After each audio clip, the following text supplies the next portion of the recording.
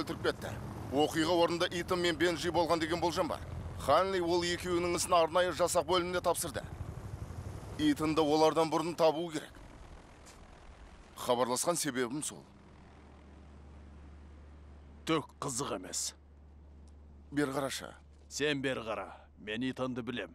Сені білмеймін. Бірақ Ханлидің қарамағында жұмыс істеуді ұйғарғаның белгілі. Иә, ал мен сенің қызметтен кеткелі жүргеніңді білем. Итанға бола алаңдама. Олар оны ұстай алмайды. Ұстай алмайды деп қояды. Иә, бұл орталық барлау басқармасы. Оның басында Ханли тұр. Жағдай шиеленісіп барады. Олар Итанды оңдырмайды. Итанды өлтіреді.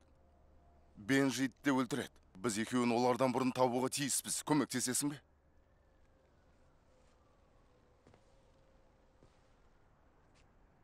Бірақ сен бір нәрсені біліп қой. Итан менің жан досым. Кімнің жағында екеніңе қатысты сезіктеніп қалсам. Ойыңды түсіндім. Келістік қой. Келістік. Қандай мәлімет бар? Мәлімет аз. Уақытты қаз. Оның аты Соломон Лейн. Синдикатты құрған сол. Қайдан пайда болған? Британдық барлау қызметінің бұрынғы тыңшысы. Британдық барлау қызметі синдикат туралы білсе, орталық барлау басқармасына неге хабарламайды? Өйткені синдикатты солардың тыңшыларының біреуі құрғанын жария еткісі келмейді. Маған Лейннің сеніміне кіру керек болды. Сосын ұйымының түпкі мақсатын білгім келді. Міне 2 жылдан бері алғаш рет мақсатыма жақындай түскен деймін. Лейннің күнделігі бар. Күнделікте қарамағындағылардың мәліметтері, одақтас лаңкестер, синдикатқа қызмет етушілер түгел жазылған. Бір тыңшы Лейнді бопсалау үшін күнделікті жүктеп алыпты. Сосын сенімді компьютер орталығына енгізіпті. Жоғалып кетпес үшін. Мәліметті ашу кодын білу үшін әлгі тыңшыны өлтіріп кетті.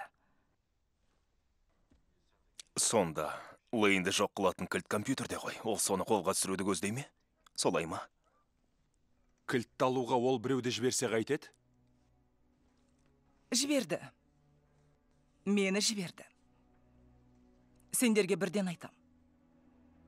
Бұл қауіпті тапсырма. Орталық жергілікті электр станциясының астында жасырулы. Онда қарулы күзет тұрады. Компьютер залына кірудің жалғыз жолы бар. Мына жерде тұрған басты терминал арқылы кіруге болады. Ең алдымен орталық есіктен кіруге тиіссіңдер. Саусақ іздер арқылы лифтті ашасыңдар. Содан соң бірінен кейін бір ашылатын құпия санда 3 құлып бар.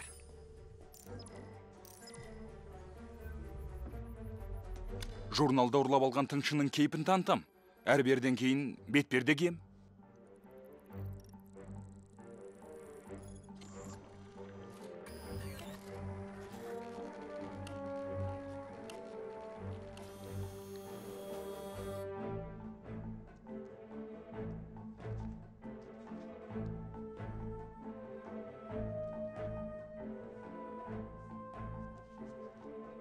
Осы қауіпсіздік кедергілерінен өтсеңдер де, өкінішке қарай соңғы кедергіден өте алмайсыңдар.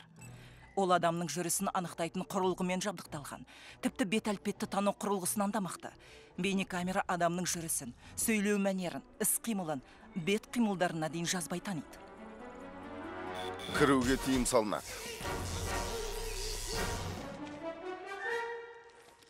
Бетперде көмектеспейді деген келе ме? Бізді ұстап алады, сосын қалған өміріңді Марокко түрмесіне Ахметпен бірге өткізесін деген келіп тұрма? Бетперде кимейтін болдым ау. Компьютер залына енудің басқа амалы жоқ па? Жоқ. Желдету жүйесі? 6 дюймді құбыр. Іргетас ше? Асты мен үсті 4 метрлік бетоннан тұрады.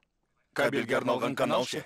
Қысқасы былай, жеке бастарың туралы мәлімет күзет жүйесінде анықталмаса терминалға кіру мүмкін емес.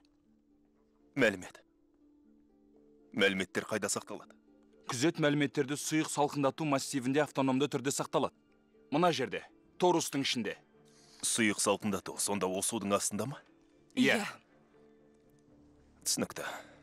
Журналды алу үшін біреуіміз торусқа енуіміз керек. Сосын тыңшының мәліметтерін өзгертеміз. Кіруге рұқсат. Сонда компьютер бөлмесіне рұқсат алып, емін еркін кіруге болады. Басқа жолы жоқ. Иә, басқа жол жоқ. Ана жерге қалай кіруге болады? Сервисті люк ішінен ғана ашылады. Сыртынан ашатын болсаң, жоғары қысымды 300 мың литр судың астында қаласың. Су қайдан келеді? Су жинағыш арқылы тұщыландыру электр станциясынан келеді. Айтпақшы, бірден ескерт қояйын. Жүйеге металл бұйым енсе, ол бірден істен шығады. Демек, акваланг кие алмаймын.